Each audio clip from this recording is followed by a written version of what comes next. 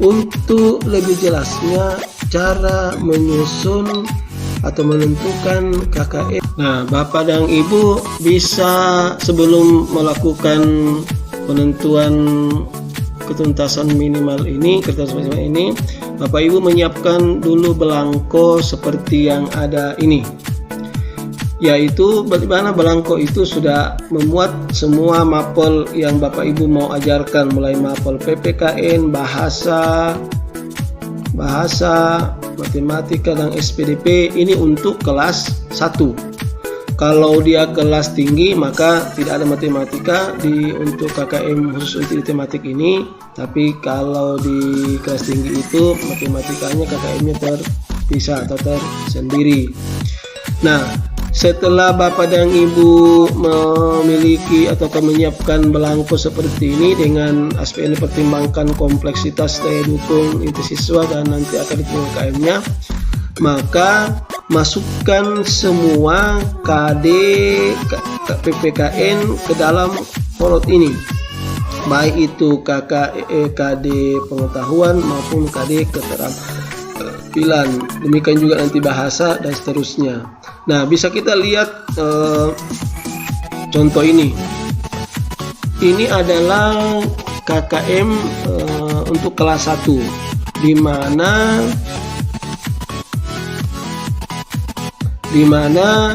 KD pengetahuannya dan keterampilannya sudah dimasukkan di dalam format.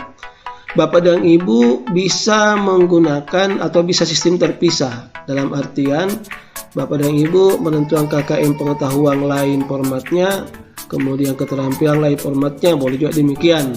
Tapi kalau Bapak Ibu ingin satu kali format untuk pengetahuan dan keterampilan juga boleh. Maka Bapak dan Ibu kalau sudah siap begini, mari kita lihat KD 31 contoh untuk PPKN. Mengenal simbol sila-sila Pancasila dalam lambang negara Garuda Pancasila. Menurut Bapak dan Ibu, kompleksitas dari KD itu gimana? Maksudnya tingkat kesulitan dan kerumitan setiap KD itu baik bagi siswa, guru maupun waktu yang digunakan untuk mencapai itu. Sulitkah dilakukan atau dipelajari KD ini bagi siswa? Sulitkah guru menerapkan ini untuk mencapai KD ini? Ataukah tersediakah waktu yang cukup untuk menentukan atau mencapai KD ini? Kalau Bapak Ibu anggap bahwa kompleksitas KD itu kategorinya tinggi, maka Bapak Ibu bisa menentukan rentan nilai 50-64. Tapi kalau kita membaca KD ini mengenal simbol-simbol Pancasila dalam lambang negara, simbol sila pertama, kedua. Kira-kira materi ini mudah bagi Bapak Ibu atau tidak? Nah, kalau contoh kita anggap bahwa ini sangat mudah, maka tentu dianggap kompleksitasnya rendah. Bapak dan Ibu bisa mengisi 81 sampai 100. Karena ini dianggap bahwanya simbol-simbolnya saja, Bapak dan Ibu kita bisa berikan KKM misalnya 90 untuk kompleksitasnya. Ya, karena dengan pertimbangan bahwa KD ini mudah dipelajari siswa, kita juga mudah mengajarkan, dan waktu mengajarkannya ini tidak menggunakan banyak waktu untuk mencapainya. Maka kita tetapkan kompleksitasnya itu 90 berdasarkan rentan ini. Nah, yang kedua kita pindah ke daya dukung. Nah, daya dukung adalah ketersediaan tenaga, sarana, prasarana, pendidikan, pembiayaan, manajemen sekolah. Nah, Bapak dan Ibu, bagaimana daya dukung untuk mencapai KD 31 ini? Apakah Bapak Ibu kategorikan dia tinggi, atau sedang, atau rendah? Misalnya ketersediaan buku-bukunya, ketersediaan alat-alat peraga lambang-lambang simbol-simbol Pancasila itu. Kalau Bapak Ibu anggap itu tinggi, maka Bapak Ibu bisa memberi rentan nilai 81 sampai 100. Kira-kira dia di rentangan berapa? Menurut Bapak dan Ibu, situasi kondisi di sekolah Bapak Ibu.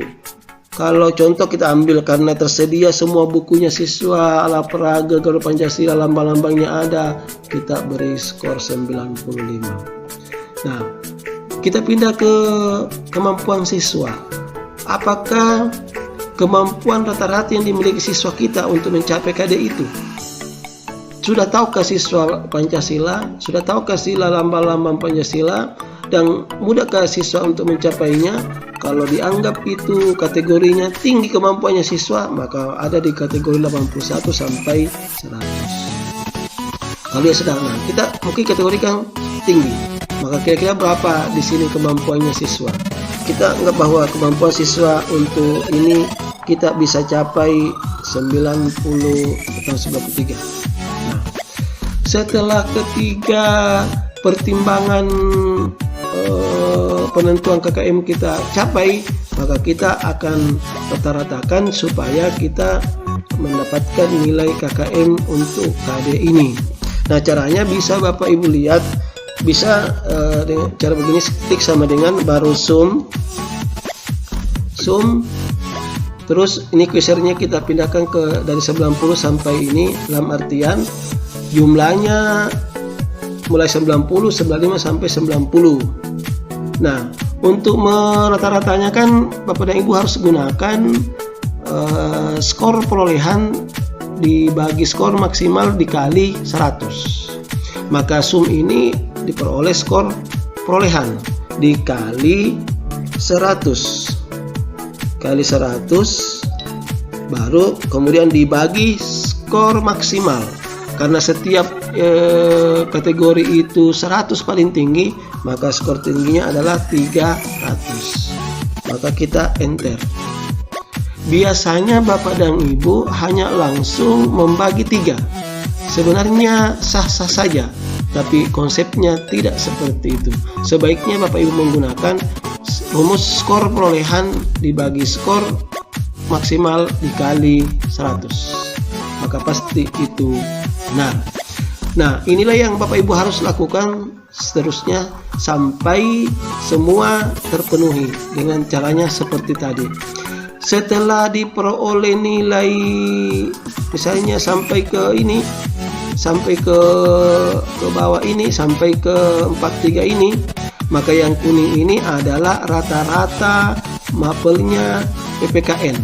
Misalnya contoh kita di ini kita dapatkan misalnya 80, kemudian di sini dapat 75, sini dapat 77, di sini dapat 68, kemudian di sini dapat 69. Nah, rata-ratanya berapa?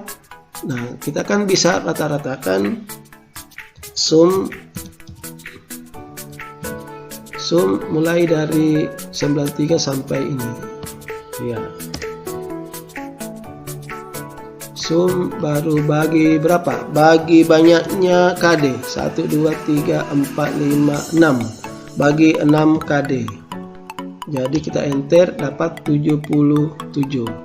Maka KKM PPKN di kelas 1 yaitu 77.